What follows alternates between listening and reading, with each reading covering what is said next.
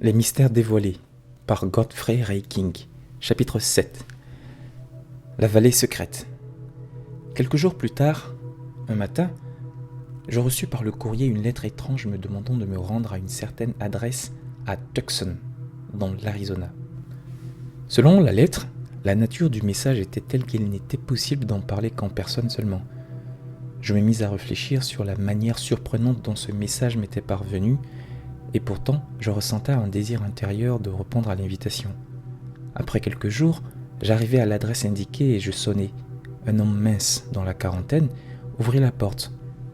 Il avait les cheveux et les yeux gris et mesurait peut-être 1,85 m. Je me présentai et il m'accueillit d'une poignée de main cordiale et franche qui révélait infailliblement une nature fiable et sincère. Ses yeux étaient calmes et sereins et il donnait l'impression de posséder une grande réserve d'énergie. Je percevais une harmonie intérieure peu commune qui se dégageait de sa personne, et je savais que cela ne pouvait qu'indiquer le début d'une profonde et splendide amitié. Lui aussi paraissait ressentir quelque chose d'intérieur qui nous attirait mutuellement. Il m'offrit d'entrer et de m'asseoir. « Vous êtes ici à ma demande, commença-t-il, et bien que cela puisse vous sembler étrange, je vous en suis très reconnaissant. Quelqu'un dont je vous parlerai plus tard m'a donné votre adresse. Pour m'expliquer, je dois vous dire que j'ai fait certaines découvertes remarquables que je vous demande d'accepter de bonne foi jusqu'à ce que je vous emmène avec moi pour vous prouver leur véracité et leur réalité. On m'a conseillé de m'adresser directement à vous, la seule personne à qui je devais faire ces révélations me concernant. Pour commencer, je dois revenir à des événements qui se sont produits il y a 20 ans. À cette époque, j'avais une très belle femme. Je sais maintenant qu'elle était très avancée intérieurement, ce que j'ignorais alors. Nous eûmes un fils que nous aimions intensément. Pendant 5 années, notre bonheur fut complet. Puis, soudainement, sans aucun préavis et sans aucune raison apparente, l'enfant disparut. Pendant plusieurs semaines, nous l'avons cherché et cherché, faisant tout ce qui est humainement possible pour le retrouver. Mais cela ne donna rien. Finalement, nous avons perdu tout espoir. Sa mère ne s'est jamais remise du choc et elle décéda 5 mois plus tard. Durant ces derniers jours, elle avait fait une curieuse demande concernant son corps. Il fallait le laisser dans la tombe pendant les 7 jours suivant son décès et ensuite l'incinérer. Cela me sembla plutôt étrange car nous n'avions jamais abordé ce sujet auparavant. Cependant, je respectais ses dernières volontés. Vous pouvez imaginer ma surprise lorsque 5 jours après les funérailles, je reçus un appel du responsable du cimetière me disant qu'il avait, ce matin-là, trouvé le tombeau ouvert et que le corps avait disparu. Aucun indice pour tirer au clair cette étrange affaire ne fut jamais découvert. Un matin, 16 années plus tard, à mon réveil, je trouvai sur le plancher de ma chambre une lettre sans timbre qui m'était adressée. Je la ramassai, je l'ouvris et je la lus. Elle me consterna et me laissa sceptique. La lettre disait ceci. « Votre femme et votre fils sont vivants. Ils vont bien. Ils sont en bonne santé. Vous les verrez bientôt. Jusque-là, soyez patients. Réjouissez-vous de savoir que la mort n'existe pas. Au moment opportun, vous recevrez des instructions qui vous parviendront de la même manière. Et vous devrez les suivre à la lettre. Tout dépend de votre silence absolu. Vous verrez et vous recevrez toutes les explications de ce qui vous a semblé si mystérieux. Alors vous comprendrez pourquoi la vérité est plus étrange que la fiction. Car même la plus extraordinaire fiction n'est que l'empreinte d'une vérité qui existe quelque part dans l'univers. Signé un ami. Mon ami, vous pouvez imaginer ma stupéfaction. Pour commencer, je n'en crus pas un mot. 3 jours plus tard, en soirée, j'étais assis devant le foyer lorsque j'entendis la voix de ma femme aussi clairement et distinctement que si elle avait été dans la pièce près de moi et qui disait « Robert, mon bien-aimé, je suis en vie et je vais bien, et notre fils se trouve avec moi. Nous serons tellement heureux lorsque nous serons à nouveau réunis. Fais confiance au message. Tout est vrai. Ne laisse pas le doute te fermer la porte et tu seras conduit jusqu'à nous. Je te parle sur le rayon du son que tu apprendras bientôt à utiliser. » Je ne pouvais plus supporter la tension et je dis « Montre-toi et je croirai. » Aussitôt la voix répondit « Attends un instant. » Au bout d'environ 3 minutes, un brillant rayon de lumière dorée pénétra dans la pièce en formant un tunnel au bout duquel se tenait ma femme. C'était elle, sans l'ombre d'un doute. « Mon bien-aimé, dit-elle, Ce qu'on appelle des miracles se sont produits dans ta vie pendant des années. Mais puisque ton attention n'était pas dirigée dans la bonne direction, nous avons dû attendre jusqu'à ce jour. Fais confiance au message qui te parviendra. Alors, tu nous rejoindras. Et je t'assure qu'un monde nouveau va s'ouvrir devant toi. Il n'existe aucune barrière à notre grand amour. Instantanément, le rayon de lumière disparut et la voix cessa. Ma joie était complète. Je ne pouvais plus douter. Je ressentis un soulagement, une paix et un repos que je n'avais pas connus depuis des années. Ceci fut suivi de plusieurs semaines d'attente qui, je le sais maintenant, furent pour moi une période de préparation intérieure. Enfin, le message que j'attendais tant arriva, ainsi qu'un plan et des instructions de route. Je réalisais que cela me conduirait jusqu'aux montagnes situées au sud-est de Tucson, en Arizona. Je fis mes préparatifs pour partir aussitôt, et je dis à mes amis que j'allais faire un peu de prospection. Je pris un cheval et une bête de charge. Le voyage était agréable, et je n'avais pas de difficulté à suivre les directives. Si j'avais pu voler, j'aurais facilement parcouru la distance en 2 jours. Le 3e jour, juste avant le coucher du soleil, j'atteignis un canyon caché. Et sans le plan, je ne l'aurais pas vu. Dès que j'eus établi mon campement, la nuit tomba. Je me roulai dans mes couvertures et m'endormis rapidement. En rêve, je vis clairement que je me réveillais et qu'un jeune homme était près de moi et me regardait. Quelle ne fut pas ma surprise quand, en me réveillant, ce jeune homme était vraiment là, qui me regardait fixement. Il me fit un grand sourire et dit « Mon ami, je vous invite à me suivre. » Je remarquai qu'il avait ramassé mes affaires, puis, se retournant sans rien ajouter, il ouvrit la marche vers le cœur du canyon. Après environ 1 heure, nous nous arrêtâmes. Une falaise semblait nous barrer la route. Il posa sa main sur le rocher et appuya dessus. Une section de la falaise de 3 mètres sur 4 s'enfonça de quelques 30 cm puis glissa sur le côté. Nous pénétrâmes dans le tunnel qui, il y a des siècles, avait dû être le lit d'une rivière souterraine. Mon compagnon referma l'entrée derrière nous et, alors que nous repartions, une douce lumière se répandit partout de sorte qu'il faisait très clair. Tout ce que je voyais m'étonnait. Mais je me rappelais l'instruction que j'avais reçue et qui demandait de garder le silence. Nous avons marché dans cette galerie pendant plus d'1 heure et, finalement, nous arrivâmes devant une énorme porte en métal. Dès que mon compagnon la toucha, elle s'ouvrit doucement. Se plaçant de côté, il me laissa passer le premier. Je me retrouvais alors en plein soleil, littéralement bouche bée face à la splendeur du paysage qui s'offrait à mes yeux. Devant nous s'étendait une vallée d'une extraordinaire beauté qui couvrait la superficie d'environ 40 hectares.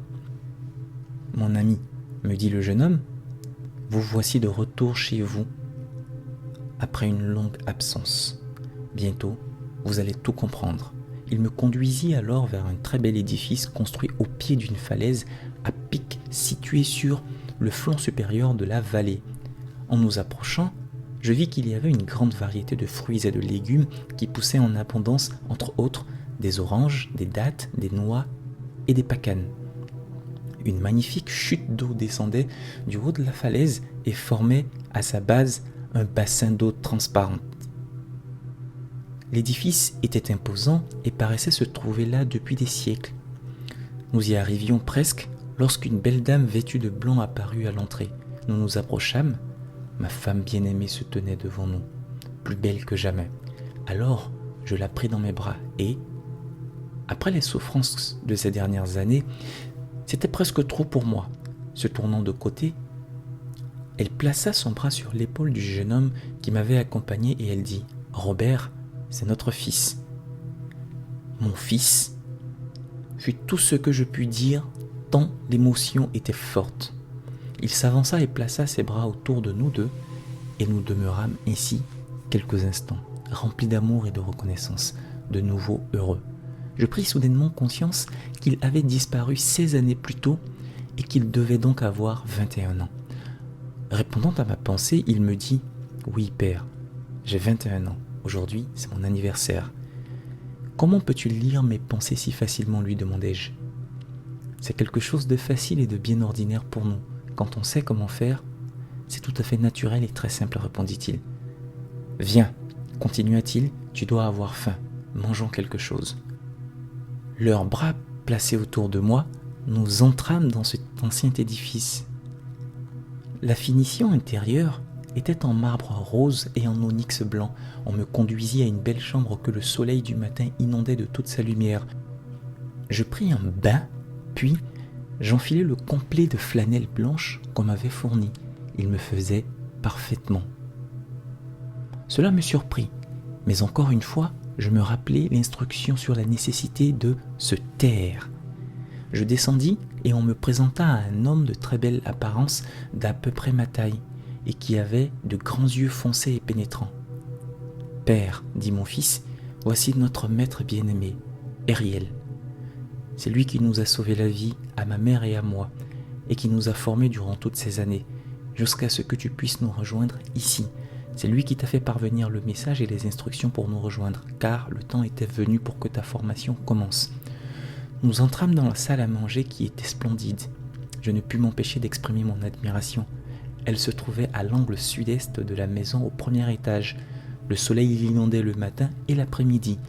Les murs étaient en bois de noyer richement sculptés. Les poutres du plafond formaient des motifs hexagonaux. Un panneau de noyaux massifs d'au moins 5 cm d'épaisseur était posé sur un pied richement sculpté. Cette table paraissait avoir plusieurs milliers d'années. Nous prîmes place autour de la table et, aussitôt, un grand jeune homme entra. Mon fils le présenta en disant « Voici notre frère, Fun Wei, que notre maître a ramené de Chine alors qu'il n'était qu'un enfant sur le point de perdre la vie. Il appartient à une très ancienne famille chinoise et il sait faire bien des merveilles. Il a toujours voulu nous servir et c'est un privilège et une joie de l'appeler frère. C'est l'une des personnes les plus joyeuses que je connaisse. » Au petit déjeuner, on nous servit de superbes fraises avec des dattes délicieuses et des biscuits aux noix. Ensuite, nous passâmes à la salle de séjour et le maître Ariel me dit « Au moment où votre femme, qui est votre flamme jumelle, allait décéder, je vis l'occasion de lui apporter une aide qui lui permettrait d'atteindre son ascension dans la lumière et, ainsi, de servir avec plus de liberté et d'efficacité. Ce fut un privilège et une joie de l'aider ainsi. J'ouvris le cercueil, je lui redonnai conscience et je l'aidai à relever son corps. Celui-ci avait déjà atteint un haut degré de sublimation parce que son désir pour la lumière était très intense. Sa profonde adoration et sa soif de lumière rendirent son ascension possible.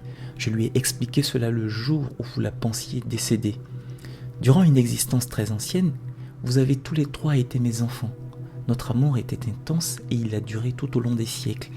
Grâce à son grand amour, elle a pu recevoir cette aide et atteindre son ascension dans cette vie. Quant à votre fils, il avait été enlevé dans le but de vous soutirer une rançon et emmené vers ce canyon. Les deux ravisseurs commencèrent à se quereller et l'un d'eux voulait tuer l'enfant. J'apparus devant eux et je l'emmenai. Leur propre peur les paralysa et ils ne s'en remirent jamais. Quelques semaines plus tard, ils décédèrent tous les deux. Si quelqu'un ôte intentionnellement la vie à un autre être humain ou projette mentalement de le faire, alors il génère une cause qui lui enlèvera certainement la sienne. Avoir le sentiment ou le désir qu'une autre personne meure fera de même, car cette énergie se dirige vers la personne visée, puis revient à celui qui l'a envoyée. Souvent, les gens laissent jaillir leur ressentiment contre une injustice, produisant même un sentiment intense de voir le monde débarrassé de telle ou telle personne. Il s'agit là d'une subtile forme de pensée de mort qui, infailliblement, reviendra à celui qui la génère.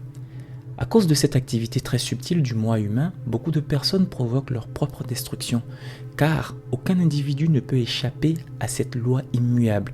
Il y a différents degrés de sa réaction, et c'est parce que les humains génèrent ce genre de pensées et de sentiments qu'ils connaissent globalement la dissolution de leur corps vie après vie. Le nombre de personnes qui meurent par violence physique est infime comparé aux morts provoquées par ces activités subtiles des pensées, des sentiments et des mots. Par ce moyen subtil, la race humaine pratique une activité suicidaire parce qu'elle ne veut pas apprendre la loi de vie et lui obéir. Il n'existe qu'une loi de vie, et c'est l'amour. L'individu conscient et pensant qui refuse d'obéir ou qui n'obéit pas à ce décret éternel et bienfaisant ne peut pas garder et ne gardera pas son corps physique, parce que tout ce qui n'est pas amour dissout la forme. Peu importe que ce soit des pensées, des mots, des sentiments ou des actes intentionnellement générés ou non. La loi agit indépendamment des personnalités. Les pensées, les sentiments, les mots et les actes sont autant de forces qui agissent et se déplacent continuellement sur une orbite qui leur est propre. Si l'être humain savait qu'il ne cesse jamais de créer, pas même une fraction de seconde, il prendrait conscience grâce à la présence de l'être suprême qui est en lui, qu'il a la possibilité de purifier ses créations négatives et ainsi de se libérer de ses propres limites. Il tisse autour de lui un cocon de discorde humaine et s'endort avec, oubliant temporairement que s'il peut créer un tel cocon, il peut aussi l'éliminer. En se servant des ailes de son âme, l'adoration et la détermination, il peut se dégager des ténèbres qu'il a lui-même créées. Alors, il vit de nouveau au centre de son être, dans la lumière et la liberté de son soi divin. Cependant, en ce qui vous concerne, vous et votre famille bien-aimée, ou plutôt ma famille bien-aimée, le sombre et tenace nuage de la tristesse est maintenant dissipé, révélant sa superbe doublure dorée. Vous êtes maintenant entré dans la splendeur rayonnante de la lumière que vous ne quitterez plus jamais. Dans la plupart des cas, si les êtres humains connaissaient d'avance les merveilles qui leur sont parfois préparées, ils en empêcheraient la manifestation sans même le savoir. Vous avez été invités ici non seulement pour retrouver vos bien-aimés, mais aussi pour recevoir des enseignements précis sur l'existence, l'utilisation et l'orientation de toute la puissance de Dieu qui sommeille à l'intérieur de vous. Lorsque vous comprendrez comment la libérer et la contrôler, tout vous deviendra possible. Vos bien-aimés se sont servis du rayon lumineux et du rayon sonore pour communiquer avec vous. Cette connaissance et cette puissance vous seront expliquées et vous pourrez alors vous en servir consciemment et à volonté. Vous ressentez intensément. Quand vous dirigez consciemment cette faculté, vous développerez la conscience de ce qu'est cette puissance illimitée de Dieu toujours prête à se manifester en tout temps. Vous resterez ici 6 semaines pour votre formation. Ensuite, vous retournerez au monde extérieur pour appliquer les instructions que vous aurez reçues. Revenez n'importe quand, vous êtes désormais l'un des nôtres. Jamais je ne pourrai exprimer en mots ce que furent pour moi ces 6 semaines. Le simple fait de prendre conscience de ma capacité de mettre en pratique ces instructions remplies de sagesse m'étonnait. Rapidement, ma confiance en moi augmentait et cela rendait les choses plus faciles. Ce qui semblait mystérieux ou inhabituel au moi humain, je le trouvais naturel et normal venant de cette extraordinaire présence intérieure. Il me fallait prendre conscience que je suis véritablement un fils de Dieu, en qualité de fils de la source du tout bien. L'énergie de sagesse illimitée se conformait à ma volonté consciente, et quand je la dirigeais comme le fait un maître, les résultats se manifestaient intensément. Plus j'avais confiance dans mes possibilités de mettre la grande loi en pratique, plus les manifestations étaient rapides.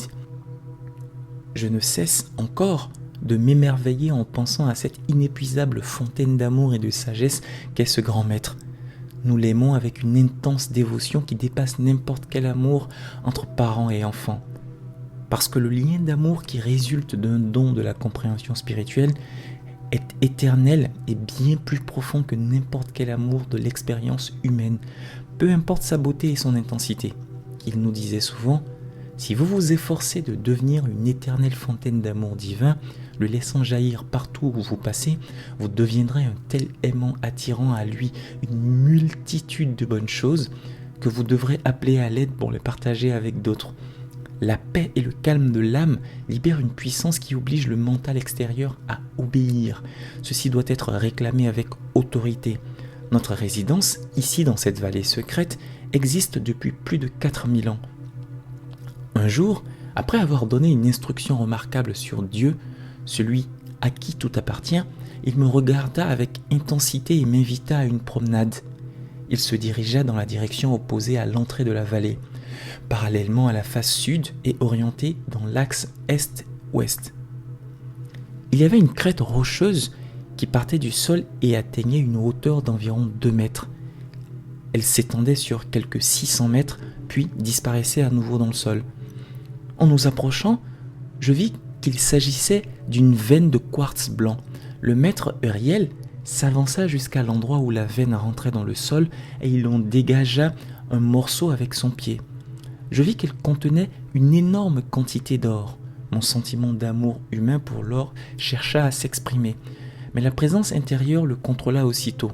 En me souriant, le maître Uriel me dit « Très bien, maintenant j'ai affaire en Europe et je dois vous quitter. » Il me sourit et disparut aussitôt. C'était la première fois qu'il m'avait montré la plénitude de son autorité et de sa maîtrise. Au même instant, mon fils apparut exactement à l'endroit où Uriel se tenait juste auparavant. Mon expression de surprise le fit rire aux éclats. Mère et moi-même pouvons emmener nos corps partout où nous voulons. Ne sois pas surpris, c'est une loi naturelle qui semble étrange et curieuse uniquement parce que tu n'y es pas encore habitué. Cela n'est pas plus extraordinaire que le téléphone l'aurait été pour les gens du Moyen-Âge. S'ils avaient connu les règles pour le construire, ils auraient pu s'en servir comme on le fait dans le siècle présent. Depuis ma première visite à ma famille dans la vallée secrète, j'y suis allé 7 fois. La dernière fois que je retournais au monde extérieur, le maître me donna votre adresse, ce qui explique ma lettre vous demandant de venir ici. Le maître vous invite à venir avec moi à la vallée. Tout à coup, mon hôte se rendit compte qu'il avait parlé plusieurs heures et il me demanda de lui pardonner d'avoir abusé de ma patience. Je lui répondis que ces événements étaient tellement extraordinaires et que mon intérêt avait été tellement soutenu que, pour moi, le temps n'existait plus. J'acceptai l'invitation et je lui dis franchement que j'étais profondément reconnaissant envers le maître Uriel pour son invitation. Un instant après, un grand jeune homme entra dans la pièce. « Permettez-moi de vous présenter notre frère Fanway », me dit mon hôte sans aucun accent. Il répondit « Mon frère au cœur lumineux a fait un long voyage. Mon cœur tressaille d'extase et de joie. Mon âme ressent votre sérénité et votre lumière. » S'adressant directement à mon hôte, il continua « Sachant que vous étiez occupé, je suis ici pour vous servir. Il nous fera un grand plaisir que vous partagiez ce repas avec nous, me dit mon ami en se tournant vers moi. Nous nous rendîmes ensemble à la salle à manger. Notre repas fut délicieux. Ensuite, mon hôte reprit sa conversation, contant ses nombreuses expériences personnelles avec Uriel. Si on se réfère à la conscience humaine, elles étaient vraiment remarquables. Mais si on considère notre nature divine, elles étaient parfaitement naturelles. Tout à coup, un rayon de lumière, ou plutôt un tube de lumière, pénétra dans la pièce. D'après la conversation, je compris que c'était la flamme jumelle de mon hôte qui parlait. Ensuite, le rayon se dirigea vers moi, et mon ami dit « Ma bien-aimée, je désire te présenter le frère que notre maître Uriel m'a demandé de rencontrer. » Je pouvais voir sa flamme jumelle, et je l'entendais aussi clairement que si elle se trouvait dans la pièce avec nous. Ce moyen de communication est vraiment une activité merveilleuse. Il est possible de tellement concentrer de lumière qu'elle forme un tube à l'intérieur duquel le son et la vision peuvent être transmis. Il était aussi réel que le faisceau d'un projecteur. Mon hôte insista pour que je demeure chez lui jusqu'au moment de notre départ vers les montagnes. Le 7e jour suivant notre rencontre, nous nous mîmes en route. Ce fut jusqu'à ce jour l'une des plus inoubliables expériences de ma vie. Tout ce qu'il m'avait dit s'avéra être vrai jusque dans les moindres détails. Il y eut beaucoup de joie lors de notre arrivée à la vallée secrète et nous étions très heureux. Je rencontrai la flamme jumelle de mon hôte ainsi que leur fils. On me fit ensuite visiter l'ancien édifice où tant d'étudiants avaient reçu la connaissance de la véritable compréhension des lois de l'être et ont atteint leur éternelle liberté. J'éprouvais une merveilleuse sensation de me trouver là où la grande puissance de Dieu était focalisée depuis tant de siècles et où les maîtres d'ascension avaient établi une retraite pour certaines de leurs activités. J'étais assis, en train de contempler les bénédictions que ces étudiants avaient reçues lorsque le maître Uriel s'adressa à moi. « Mon fils, commença-t-il, vous êtes au seuil d'une merveilleuse libération. Acceptez continuellement et sans relâche la présence du Maître suprême qui demeure en vous, et vous n'aurez que de raison de vous en réjouir grandement. » Il étendit sa main droite et le voile entre le visible et l'invisible disparut. « Je veux que vous voyiez, comme nous qui avons atteint notre ascension, l'activité sublime et majestueuse de notre monde. Ici, en tant que fils de Dieu, nous sommes d'éternels témoins. parce qu'il ne se trouve plus en nous la moindre trace de doute, de peur ou d'imperfection. Je n'oublierai jamais la joie et le privilège d'avoir passé ces quelques jours en compagnie de ces personnes extraordinaires. Uriel me dit, chaque jour vous serez témoin de ce qu'est l'utilisation du rayon lumineux et du rayon sonore qui élimine l'espace et le temps. Et l'humanité est destinée à s'en servir bientôt, aussi naturellement qu'elle utilise aujourd'hui le téléphone. Il s'agit de l'une des activités les plus remarquables qu'un individu puisse apprendre à diriger. Il est possible de concentrer et de contrôler un rayon de lumière de façon à s'en servir comme un crayon pour écrire sur le métal ou dans le ciel. Et celui qui le fait laissera l'écriture visible aussi longtemps qu'il le désire. Lorsque l'étudiant est suffisamment fort pour rejeter les opinions d'un monde d'ignorance, alors il ou elle est prêt à témoigner de la merveille des activités individualisées de Dieu, telles que les expriment les maîtres d'ascension. Jusqu'à ce qu'il atteigne ce point, le pouvoir de suggestion et les doutes qui émanent des autres le perturberont occasionnellement, si bien que très souvent, il abandonne sa quête de la vérité. L'interruption du flot constant de l'enseignement est discorde. Et la discorde est comme une lame, la manière subtile par laquelle les forces obscures s'introduisent dans l'activité extérieure de l'étudiant qui s'est promis de regarder la lumière en face. C'est une activité très subtile parce qu'il s'agit d'un sentiment qui s'insinue à l'improviste avant même que la personne en soit vraiment consciente. Il est incroyablement tenace et s'intensifie d'une manière si insidieuse qu'elle ne se rend pas compte de ce qui s'est produit, jusqu'au moment où son action est déjà déclenchée. Ce sentiment commence par un léger doute. Il suffit qu'un doute soit ressenti 2 ou 3 fois pour qu'il se transforme en méfiance.